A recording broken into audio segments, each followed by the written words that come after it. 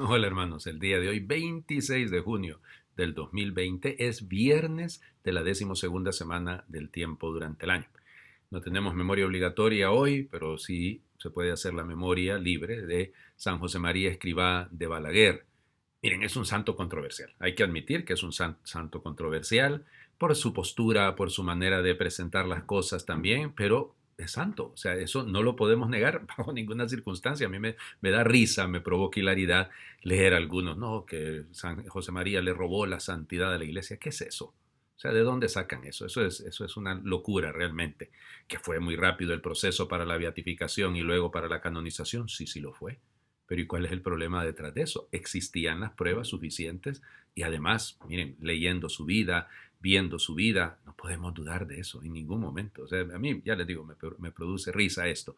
Evidentemente, insisto, su fundación, el Opus Dei, es controversial. Y entonces por eso es que, porque se sale, digamos, del cauce, llamémosle, rutinario, si lo quieren. Pero para mí es un santo extraordinario, muy interesante, es el santo de la llamada a la santidad, de la santidad en lo ordinario. Y eso es lo que él pide, o sea, la santidad en el trabajo, la santidad en la vida de la familia. Sí es conservador, sí, sí, tal vez para los ojos de algunos puede serlo, pero ¿qué tiene de malo conservar los valores fundamentales y los valores del Evangelio? Muy bien, él nace en Barbastro en enero, un 9 de enero de 1902. Era hijo de un señor que se llamaba igual que él, José, y su mamá se llamaba Dolores. Él tuvo, realmente fueron cuatro hermanos más, pero cinco hermanos más, pero perdió a tres hermanitas cuando eran todavía muy pequeñas y entonces solamente terminaron siendo tres. Él, hay una situación en su vida particular que miró unos pies descalzos en la nieve, o sea, en la nieve, imagínense ustedes, y eran de un religioso y eso le llamó a él la atención y eso le marcó y entonces él quería saber qué quería Dios de él y dijo, me voy a hacer sacerdote y haciéndome sacerdote, pues entonces ya sabré de qué se trata la cosa. Su familia se tuvo que trasladar de Barbastro porque les fue mal en un negocio, el papá era trabajador de tejidos y se tuvo que ir a vivir a Logroño, él comienza sus estudios en Logroño, luego en Zaragoza, luego en Madrid ya siendo sacerdote, habiendo fundado el Opus Dei, pues le agarra la guerra civil en 1936. Fíjense que estuvo refugiado en la embajada de Honduras en algunos meses, pero anduvo saltando ahí en varios lugares. Finalmente en 1939 vuelve a Madrid, tuvo que ir hasta Francia, pasó por Burgos y bueno, una historia un poco complicada durante la guerra civil española. Qué cosa más dolorosa, ¿no? Y todavía seguimos viendo algunas consecuencias de eso hasta esta altura. O sea, es que es una locura todo lo que estamos viendo en el mundo, votando estatuas y todo, Dios mío, son tan anacrónicos realmente, son tan antihistóricos todos estos. Pero en fin, el tema es que luego se va en 1946 a Roma y ahí se radicó. Y ahí la obra empieza a cobrar muchísima fuerza, a él le encanta predicar retiros para laicos, para sacerdotes y la obra realmente creció muchísimo.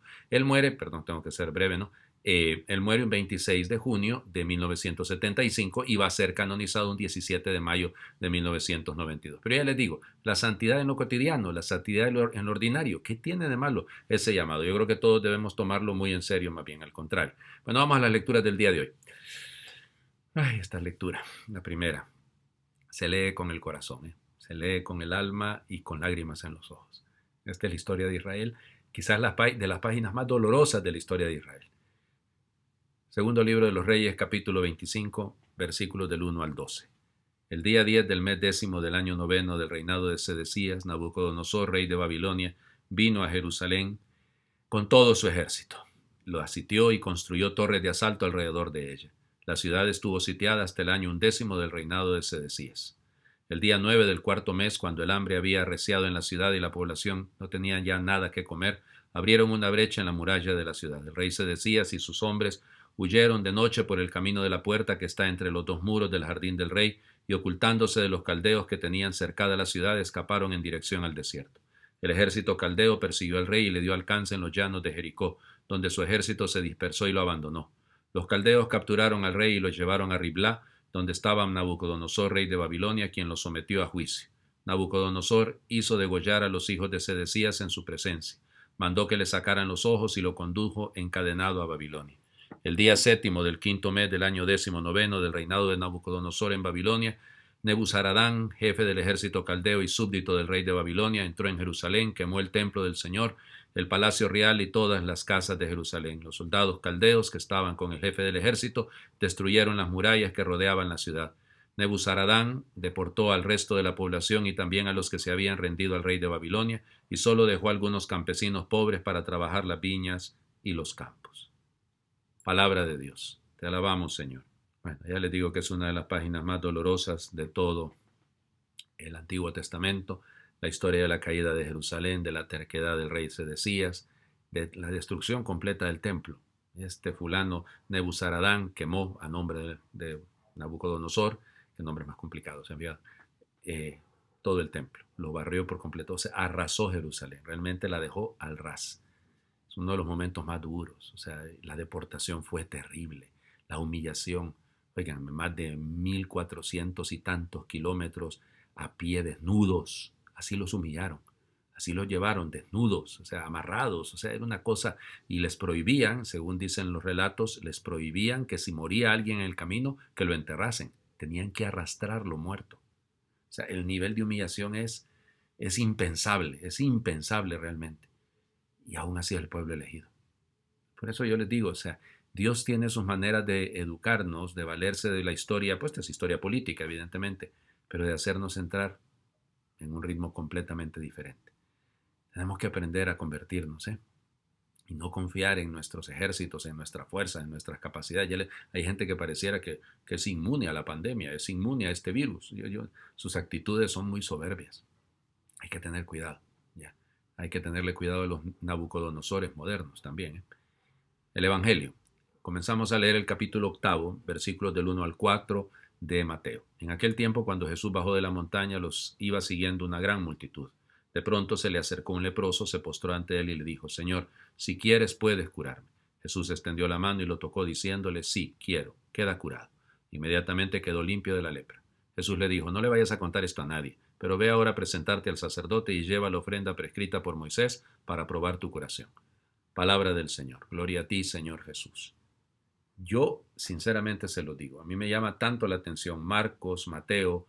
Los primeros milagros de Jesús son la curación de un leproso. En el caso de Marcos es la expulsión de un endemoniado, pero la curación, llamémosle como tal, es la de un leproso. Igual ocurre en Mateo y Marcos, como le digo. Y entonces llama la atención. No puede ser, evidentemente, estar contando algo que ocurrió, realmente ocurrió, pero tiene otro sentido también más profundo, no desde el punto de vista teológico. Es la limpieza, es la pureza, es permitir la vida, es permitir, acuérdense que la lepra tenía esa característica que lo alejaba a usted de su familia, de la sociedad, de la vida religiosa. Usted era realmente un proscrito completo, o sea, usted no valía nada. Y el restituirle la dignidad a la persona, el curarlo, o sea, imagínense, ya de por sí, ver la piel que se le va deshaciendo a uno, que se va pudriendo, y encima de eso terminar, hombre, verdaderamente es un llamado profundo de amor de parte de Dios. Bueno, les invito a terminar haciendo oración como siempre. Esta es una oración breve que me he encontrado muy linda. Mis manos solo encontrarán tu verdad si se tienden a los tuyos. Los que no saben dónde agarrarse, los que no pueden sostenerse, los cansados, los perdidos, los enfermos, los extraños, los no atendidos. Y cuando ya las sienta frías, sucias o apagadas de cansancio, deja que las junte con las tuyas y las frote en tu memoria, hasta este nuevo encendimiento, en manos amigas, en manos de faena, en manos de compañía. Amén. Señor, toca al leproso, son sus manos las que sanan. Ojalá así sean también las nuestras. Que Dios les bendiga, un feliz viernes para todos.